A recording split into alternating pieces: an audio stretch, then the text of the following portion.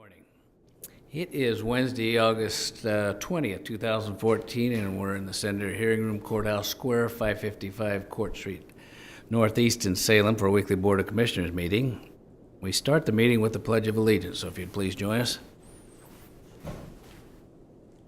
I pledge allegiance to the flag of the United States of America and to the republic for which it stands, one nation, under God, indivisible, with liberty and justice for all.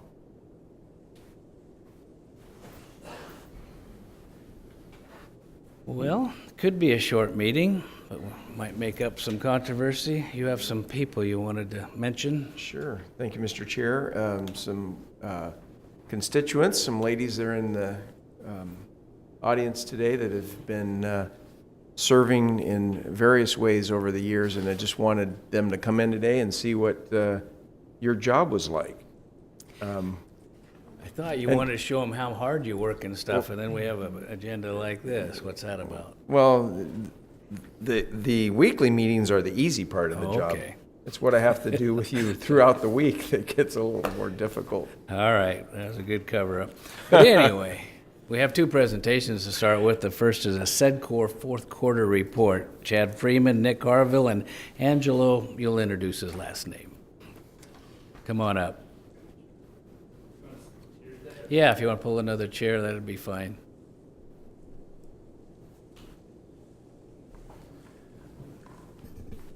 Well, thank you for this opportunity to speak with you again today. I think you referenced the... Would you pull that mic up and make sure there's a green light on? There's a green light. All right, I was just good. too far away.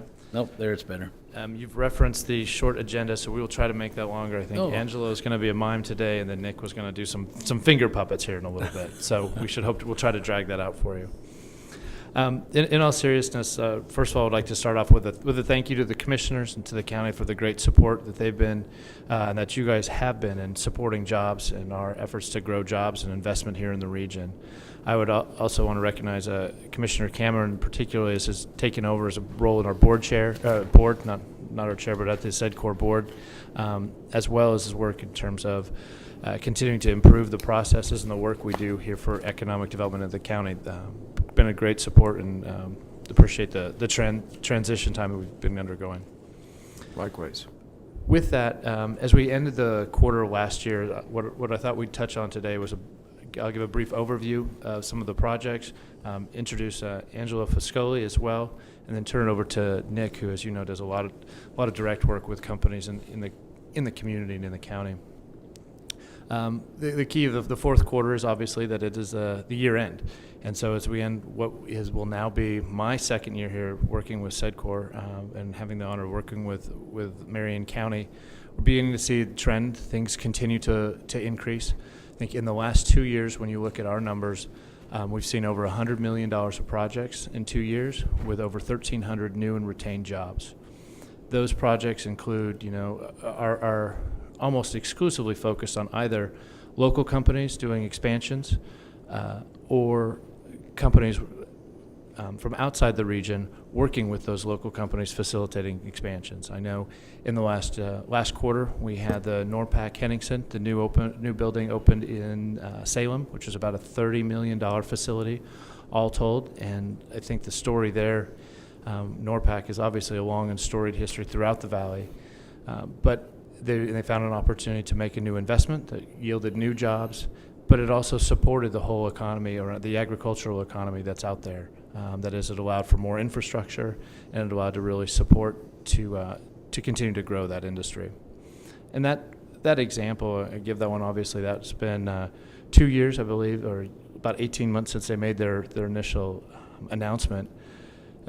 Also shows the timeline of the projects we work on. Many of these we've been working on for a long time, but we are seeing some of the faith in the economy come back, and some of those investments in our local companies are making those concrete steps to make the next investment. We talked a little bit about the other thing that we run in danger of. We talk about those big projects because they get a lot of the headlines, but a lot of times who we really see as the champions are the companies that aren't necessarily always making that $30 or $40 million splash, but are local companies. And you've got a list in the report of some of the folks we've worked with. but you've seen folks like Wandering Angus, Turner Lumber, Diana Foods, West Salem Machine, and Salem FedEx did an expansion this year out at Mill Creek Corporate Center, Fiber Fabs, and the list goes on in terms of local companies making expansions. And we really continue to see the fact that it is those local companies who are going to continue to carry us out of this recession. In terms of strategic initiatives, the other part wanted to highlight a little bit is we've continued to work on the Make It in Willamette Valley grant. Just a little bit of background. This was a federal grant that we had an opportunity to apply for and were subsequently awarded. And a key part of this was our work in being able to pull a partnership together to apply for this. We worked with Oregon Manufacturing Extension Partnership, who helps companies operate efficiently, particularly around manufacturing.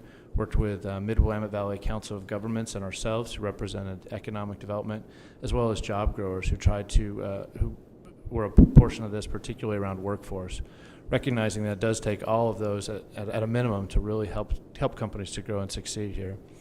This federal grant on the economic development side, the first part of it was an in-depth report, which we are working with, both with a third-party consultant who's doing an in-depth analysis of what our marketplace does, as well as individual meetings with over 50 companies to sit down, try to help understand what their issues are, but more importantly for us on this project is what are their supply chain opportunities? The addition of what sort of company or what sort of resource would help them become more efficient and more effective and add more jobs. And so that's been a great project, and with that I'd like to introduce Angela Foscoli, who joined us, I believe, this week, Monday I think, and really to help us roll out this project and be a part of the program here. And I'll let Angela speak a little bit about his experience, and then I'll turn it over to Nick. Thank you. Actually, you can call me AJ. It's a little bit easier for you to remember. Basically, I just wanted to introduce myself to tell you a little bit about what I've done just in this week, really, is meeting with the local companies and seeing what they have done in order to improve their financial situations, their bottom lines, and helping the community by having more jobs. We've actually had a couple of very good meetings with some of you regarding some of the opportunities of other companies coming in and creating new situations where there's excuse me. I'm a little bit nervous. This is the first time I've actually been in this kind of situation. It's okay, AJ. Sorry. So am I. That's great. Kevin's kind of overwhelming, but I shouldn't bother you. So, All right. Mr. Chair, if I may, so AJ, was your first meeting Monday here in the board office? Was that the first one you had? Actually, it was. Yes, this was the first opportunity to be in a public forum. Well, you Yeah. did a great job. Nobody would have known that it was your first meeting. Well, maybe it's Yeah. because I was very quiet. Yeah. So maybe as long as I speak, I let Chad do all the talking. I'll do most of his legwork, and he'll do the talking. But Yeah, and the anyway. chair's telling me sometimes I should be more quiet too. Oh, really? Okay. Basically, I'm very enthusiastic about what I've seen just in this past couple of days. I've done my research as far as Yamhill County, which I'll be focusing on, and overall, I think that there's a lot of opportunities for the economy to recover. There's a lot of companies that have enthusiasm. Their outlook is very positive, and that kind of feeds into a positive cycle as opposed to a negative, vicious cycle. So Kevin, where were you before? I was Or actually... Angela, excuse me. Sorry. Okay, where have you been? Sorry. I was actually living in Japan, and I've had an opportunity to work with some Japanese companies in import-export. And when I first discussed with Chad and Nick about the opportunities of working here, they were interested in my background in some of that import-export and how these Japanese companies have had interest and are still somewhat getting some interest again in Oregon. And so hopefully at some point I'll be able to get a chance to do that. Wonderful. That'll be a great connection to have for us, I'm sure. All right. Thank you.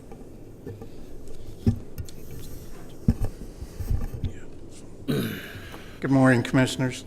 Chad wanted me to talk about some of the other things the activities we've had going on. One of the recruitments that's kind of a fun recruitment, we got a company called KP Harvest Time to move into a building in Mount Angel that has, I think, been empty for about 14 years. Actually, the old Wilco site in Mount Angel, both of the buildings, the old feed store and the granary, are going to be in use here before too long. Great. KP was from Clackamas County. They make a product called Wally Cat from cracked hazelnut shells. They grind the hazelnut shells into kitty litter. It's an all-natural kitty litter. It's also used for snail and slug bait and just landscaping. And they use 100% of the shells, even the fines that come out of their grinder, they sell to a company in Portland that mixes it into asphalt. So they should be moved in by the 1st of September. The other good project that we did was Julie Woodard from the Oregon Forest Resource came to me about a year ago and asked about the Construction Alliance that we have, helping her with a pavilion up at the Oregon Garden. I think Sam's familiar with it. For years, they have taken thousands of children up to the Discovery Forest at the Oregon Garden and not had anywhere to keep them dry if it was raining. So now the pavilion is just about done. One of our board members called me last week. He was in Roseburg. He had purchased 1,000 board feet of tongue and groove cedar to donate for the inside of the pavilion. So I think we're going to deliver that tomorrow. He asked me if I'd help him. But the pavilion is really nice if you get up there to see it. We had a nice day with a Raise the Rafters event that Julie and I worked together on.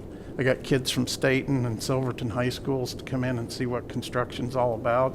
And they got to pound nails and set footings and do all kinds of things so they could learn what they can do with their hands. On the workforce side of things, as I drove around the county yesterday, I saw food processors, I saw manufacturers, all with signs hanging on their fence, now hiring. I have one manufacturer that needs 75 people right now. One food processor used to put out their sign before the season started to hire people, and then about 2 weeks later they'd take it down because they'd have everybody they needed. They haven't taken it down yet this year.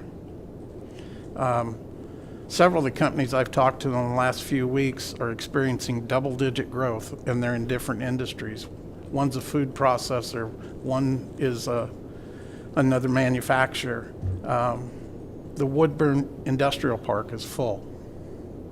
The last building in the industrial park was purchased 2 weeks ago, leased 2 weeks ago, for an expansion of a business. So the workforce is becoming a serious issue, not just here, but around the country.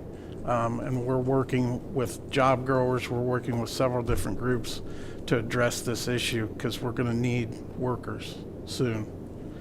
The other thing is our business retention expansion program. I had a meeting last week. We're going to do Staten Sublimity and Almsville as one community, and they have their leadership team chosen. The leadership team now is picking their task force that will go out and actually do the interviews with companies. And OSU and I will teach them how to do the interviews so that they're consistent. And then OSU runs it through their M-Plan program and gives us back a prioritized list of issues and concerns from those companies. Mount Angel will follow Staten Sublimity. It'll take about 90 days to do one community, and we'll just keep working our way through the counties. It should take about 2 years to get through them all that want to do it. Even up the canyon, all the small communities up the canyon want this done. Basically, what it creates is a 5-year strategic plan for them for economic development. So, good things are going on out there. Things are moving. Nick, I should tell you about this another time. I don't know if we've ever talked, but there's been a program in Sublimity for 30 years with some low interest monies available for job retention and expansion. Are you aware of that? Nope, I wasn't. Well, then sometime this week before you go up there, could you, and if you'd write this down, get a hold of John Safstrom, Council of Governments, Sure. and see how the program works and what's available before you go up there? Yeah, I know John. Yeah, great. Thanks, Sam. Thank you, Mr. Chair, and thanks to all of you for coming and giving an update. And Nick, I know you touched on it, but I just can't pass the opportunity to expand on the workforce issue. You and I have talked about this, but the amount of jobs that are out there and unable to be filled, it just makes me wonder what our economy would be like here in the Valley in Marion County if we were putting together 150 jobs or 200 jobs that are unfilled right now, and what would happen in our economy and the change of people earning money versus being, I'm not sure how they're living today. Right. Can you talk about some of the things that are that you see that are a challenge? I know one of the issues I'm hearing is the drug issue. In the last year, we've seen a spike in failure of drug tests. I've heard that from May Trucking. I've heard that from GK, and there was one other group that just talked about it just this week about the. Yeah, the inability to pass a drug test is kind of a consistent problem. But the other problem is people having the right skills to do the job that they're applying for. I had a manufacturer tell me as he was showing me around his new plant, a $500,000 CNC machine that he can't find an operator for. He's also the guy that needs 75 people. I've got a food processor that is hiring 20 to 30 temps a day just to keep up. I have a meeting this afternoon with a company that will need to hire 100 new people. It's not them buying the facility, it's finding those 100 people to go to work for them. That's going to be the hard thing to do. And it's having the right skills. That's why I think, groups like Mountain West and Job Growers and all these people are getting involved in teaching people skills. And it's trade skills, basically. Not even at a national certification level, just at a fundamental level. And that's why we've been working with the high schools to give fundamental skills to kids that local companies need, so they have some kind of a start. The other thing is, kids don't know what they don't know. They may walk or drive by a building every day to go to school and not have any idea what's inside or what jobs are in there. So a lot of the companies are opening up their businesses to let kids come in and tour to find out what kind of jobs are available. It's not a dirty job to run a CNC machine at all, but nobody knows that. For myself, what is a CNC machine? It's a computer-aided machine. Engineering, Yeah, manufacturing. You enter the code, you put a piece of metal inside of it, and the machine does all the work, to put it simply. Where would that training come from? Would that be a community college, or could that be a high school tech program? Some of the high schools have it. Chemeketa has the ability, OSU. We're even working with one state department who has realized that they're due to retirements. Within the next 5 years, they're going to lose a large percentage of their workforce. And they've hired us to go out and interview heavy construction and civil engineers to identify the skill sets that they're going to need so they can reach down to 8th grade level to get people interested in heavy construction and civil engineering. Just to add on here, I think a lot of what we're seeing and recognizing that this is a nationwide concern, and part of it is driven, as Nick alluded to the demographics, as we're seeing large retirements, and then the generations behind this may not have those skill sets and haven't been driven that. So I think looking at some of the investments and some of the work and the attention that this broader community has around the career technical education, some of the work of the Construction Alliance in terms of informing and helping to build programs around those fundamental skills. My hope is that that's really going to, as those come to fruition, give us a competitive advantage to help our local companies succeed and new companies expand and move into the region. But it is going to be about the determining factor in the future. It's going to be the ability to find and attract the right sort of talent for the right jobs. So, Go ahead. so are you seeing, and Nick, maybe this is, Chad, are you seeing the K-12 program administratively move towards flexibility? And I'm thinking of many of us in this room probably had work experience when we were younger, and we got released for, an hour or two in the afternoon to actually go work in one of these businesses, maybe for free. I mean, maybe I didn't get paid, but I got credit for it, or maybe I got a small amount. Are you seeing any movement towards that trend that seemed to help train a lot of us in our younger years, or is it still focused on seats and butts in the seats? There's more attention to it in the last couple of years. Salem Kaiser School District is the second largest school district in the state.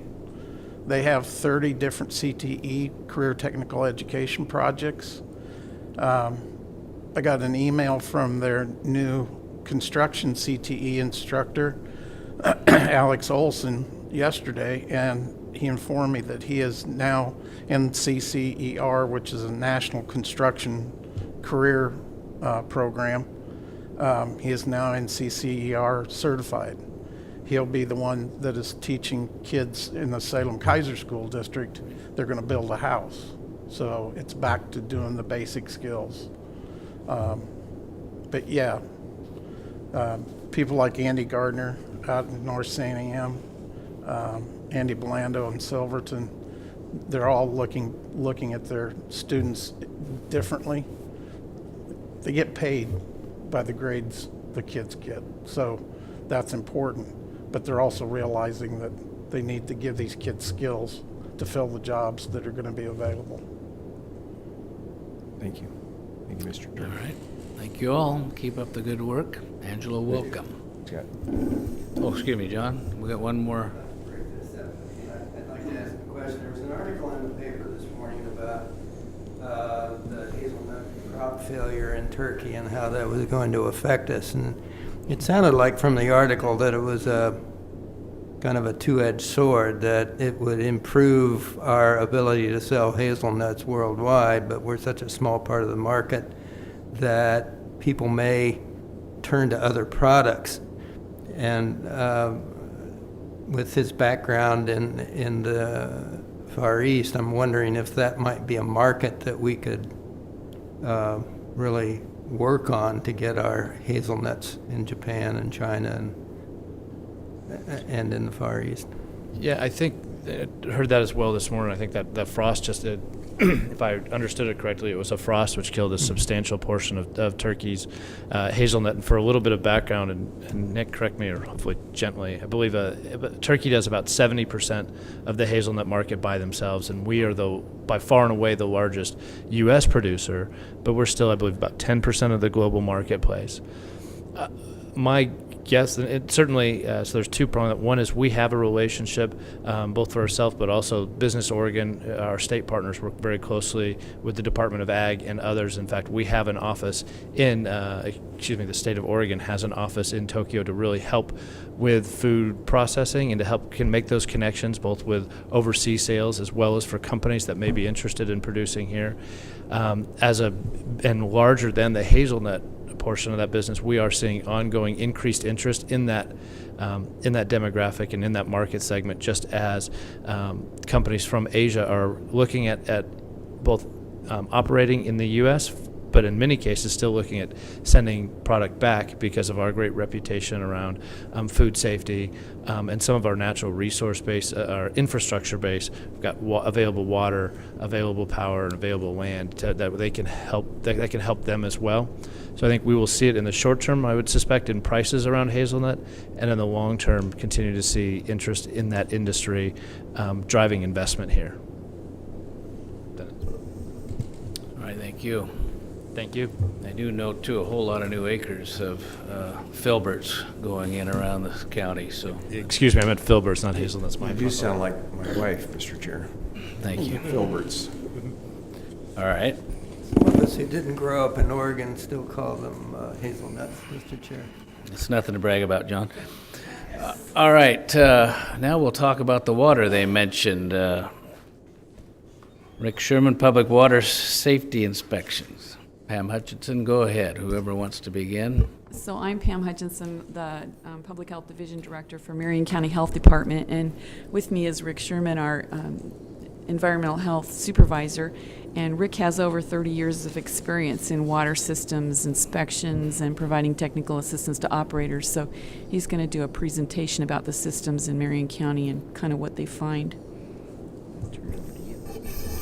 Good morning, Commissioners. Marion County Health Department and Environmental Health Program has about 190 water systems that they're responsible for in Marion County. The Oregon Department of Agriculture is responsible for about 20, and the state of Oregon's responsible for about 16 of them. So in total, we have about 234 water systems in Marion County. And they range in size from very small, what we call non-EPA, which is 4 to 10 homes, which only the state of Oregon recognizes. The rest of the country, the EPA does not recognize those water systems. We also have about 62 transient non-community water systems. Let's see, how do they? Yeah. That are parks, restaurants, other small water systems. We have 33 non-transient, non-community systems, which consist mostly of schools, daycares, businesses that are on their own water supplies. And then, of course, we have about 60 community water systems, which is like the larger mobile home parks, the cities, the towns. So anything over 3,300 or 3,300 or less, we are responsible for. Above 3,300 population, the state of Oregon is responsible for. Most common drinking water issues we have in Marion County are coliform contamination, which is bacteria. We have a number of sites around the county that have arsenic problems. We still have some lead and copper issues, and of course, we always have lots of monitoring and reporting violations from our water systems. One thing about the environmental health program, and actually the whole drinking water program in the state of Oregon, we do enforcement, but we do a lot more technical assistance and trying to help them to get it going. Enforcement is the last resort that the state and the county even hopes to have to go to. So. Just kind of a thing here, a real small graph. It just shows that the monitoring and reporting for coliform is by far the largest thing every year. We have a downward trend for the most part, but the monitoring and reporting is just, it's a real hard one to keep on the operators to make sure a lot of them take their samples, they just don't turn them in, so. Testing for public water systems, it has to be regularly tested, and depending on the size of the water system, there's always bacteria, there's inorganic and organic chemicals, there's synthetic organic chemicals and what have you. All of the data on all of the public water systems can be found on the website at the bottom, yourwater.oregon.gov. And if a system exceeds its contaminant levels, then The operator needs to inform his users, and they also get to generally talk to us to find out what's going wrong. Private well testing. Private wells, first off, are not regulated by the county. The only people, and the county and the state actually recommends that homeowners test their well yearly for bacteria, nitrates every 3 to 5 years, and at least once in the time they're living at that home with that well, probably have arsenic tested one time. Arsenic is common in Oregon, especially in Marion County, because of the basalt that's underlying the soil.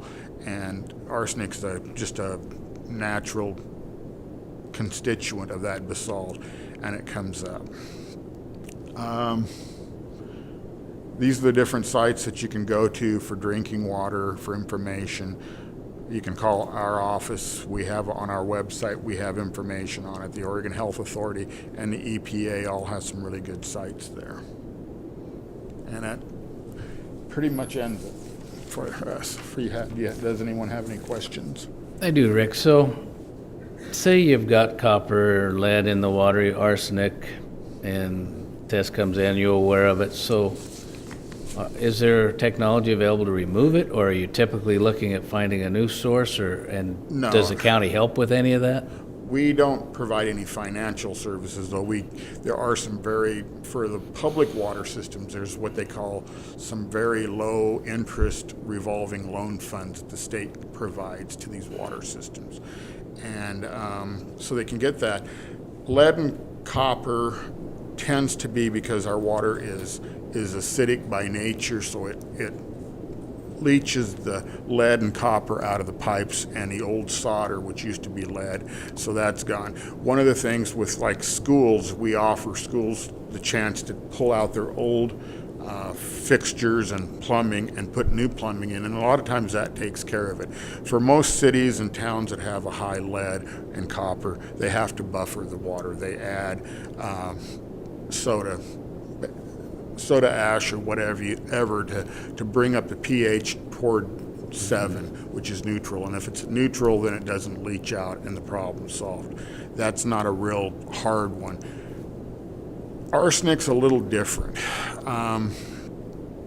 It's naturally occurring. There are chemical systems that you can use to help take the arsenic out. It's not a real good technology. We have water systems that have put in a lot of money into extraction technology to get rid of the arsenic. It works for a year or two and then seems to just, for no reason, not work anymore. What some of the water systems have done, rather than fight with it, they'll hook up to a larger water system like a city if they're close enough, and they can do that. The other thing a lot of them will do is they will have a couple of extra wells put online, or they'll put in new wells, and they'll mix all the water so that the arsenic level is diluted down and it meets the requirements. I remember having that, just what you described, with a mobile home park out of Woodburn, Yeah. but and we had a role in making that work. Any other questions? Thank you, Mr. Chair. And Rick and Pam, thanks for being here today. I do want to clarify, I think we may have a constituent here that is on one of those wells with 4 or more homes. Mm-hmm. Can you describe for us who tested it, when is it tested? Okay, a non-EPA water system. I need to give you just a little inkling of history. The state of Oregon, for whatever it decided on, for whatever reason it decided, they decided to have a water system category below what the federal government requires. Feds have the first 3. Oregon has what they call a non-EPA. And so if you have 3 homes to 10 homes, it's a public water system in the eyes of the state of Oregon. They need to test bacteria once every quarter. They have to test one time inorganic chemicals. They test yearly for nitrates, and they test every, I think, 3 years for arsenic. And we don't actively search for these because the drinking water program is funded by EPA funds that passes through the state of Oregon. And they don't allow any money to be used for the small ones. So what the state has in the past provided us with a little bit of general tax money out of their coffers, though every time the state is having monetary problems, that seems to get cut away and we end up subsidizing it somehow or another. We don't have a lot of them. We have right now 36 of them, I think. And like I said, we don't actively look for them, but a lot of them end up coming to us when they're getting ready to sell a home or something, and they have to have their testing done. When you sell a home with a well on it, you have to test it for arsenic, nitrates, and bacteria, and that's what usually catches them up, because the realtor signs a thing that says it meets all the codes and all of this, and then they find out, oh, you're a public water system, so now you need to be brought into the system.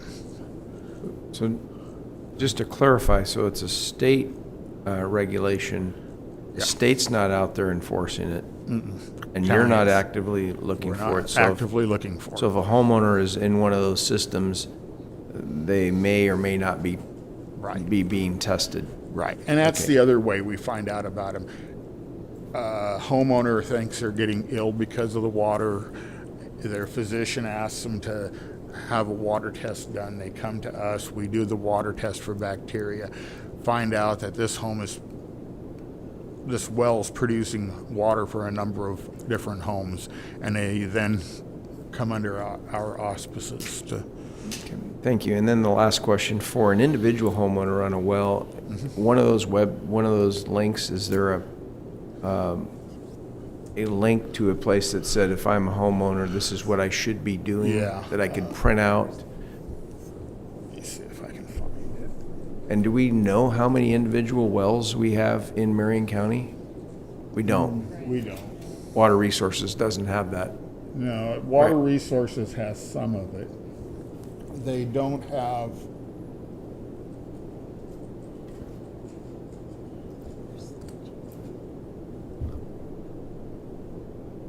Be easier on my Mac. But if just for on our website, Marion County, we have some information. Okay. And we know how good our website is, right? We get a lot of hits on the environmental health side. Private wells, since they're not regulated, we tell them to use a certified lab, and they can find those either on the internet or in the phone, the yellow pages. And it's just a really good preventative thing to check for bacteria. Yeah. Nitrates, if you have especially very young children, infants, or you have elderly, nitrates can be a problem with those populations. Arsenic, long-term Can you effects. get the microphone closer, Rick? Oh. Long-term arsenic ingestion causes different cancers like bladder cancer and what have, and other lower intestinal system cancers have been found with it. Nitrates is common with what they used to call blue babies, whose infants who get their hemoglobin gets nitrates hooked to it, and they basically suffocate without it. It doesn't happen very often, but it is there. Bacteria, all kinds of GI illness can be caused from that. Diarrhea, vomiting. So going back to my original question, this is available that if I'm a citizen, I could link up? Okay, thank you very much. Sure, thank you. Mr. Chair, actually, the Health Department's website is one of the better websites in Marion County. We're going to try and bring the rest of the county up to that standard pretty soon. Thank you. Thank you. All right, thank you both. Interesting. Next item is to have public comment. No one has signed up this morning, so we'll move right to the consent calendar. Commissioner? Mr. Chair, I'll move the consent calendar. Business Services, approve amendment number 4 to add $209,250 to the Master Professional Services Contract for amending Project Number 3, Project Number 6, and adding Project Number 7, Engineering, Design, Construction, Administrative Services. Under Community Services, approve Amendment Number 2 for the contract for services with family building blocks for $621,512 for the Healthy Start, Healthy Families program and extend the contract until June 30th, 2015. Under Finance, approve the proposed list of tax foreclosed property to be sold at public auction and set the date and time for the public auction. Under Health, approve contract for services with Willamette Cross Cultural Psychiatric Services for $499,200 to provide skilled medical assessment and provision and supervision of consumers at the Health Department's Children Behavioral Health Program.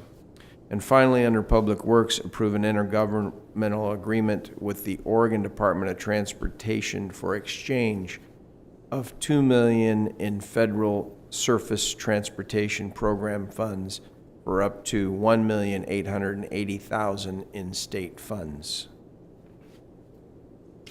Second motion. Any further discussion? Hearing none, all in favor say aye. Aye.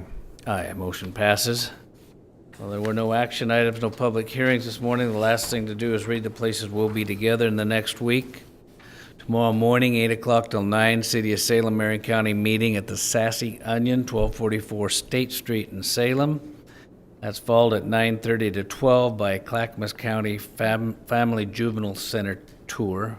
That's a Safe Place Family Justice Center, 256 Warner Milne Road, Oregon City. Then Thursday, 1 o'clock to 5, PACE 2014-15 Partners Orientation, Property and Casualty Coverage for Education at Willamette Valley Vineyards, 8800 Enchanted Way in Turner. Monday morning at 8:30, executive session pursuant to ORS 192-6602F and H in the Silverton Conference Room, 5th floor, 555 Court Street here in Courthouse Square. That's followed at 9 o'clock till 10 with management update, same location, Silverton Conference Room. And then at 10 o'clock to 12, Board of Commissioners, Chief Administrative Officers meeting, executive session if needed, pursuant to ORS 192-6602A, B, F, and I. That's also in Silverton Conference Room. Tuesday, 8:30 to 10, Community Corrections Board, Silverton Conference Room. And then Tuesday, the 26th, 3:30 to 5, Marion County Juvenile Detention Tour. That'll be an interesting one. We haven't been in there in a while. We take an annual tour of the county jail, but not the juvenile. And we're going to keep a little closer tabs, and that's at the juvenile campus, 3030 Center Street Northeast in Salem. And then next Wednesday, the 27th at 9 o'clock, our normal Board of Commissioner meeting here in the Senator Hearing Room. Well, But the only thing that was missing, Mr. Chair, was on the 21st, 32-year anniversary of Judy Cameron and Kevin Cameron. Sorry. You aren't going to be there? So I expect we didn't only have to one of us post is it? going to be there unless you Oh, want. If okay. you want everybody to, we can accommodate that. All right, anything else? Hearing none, we'll call this meeting adjourned.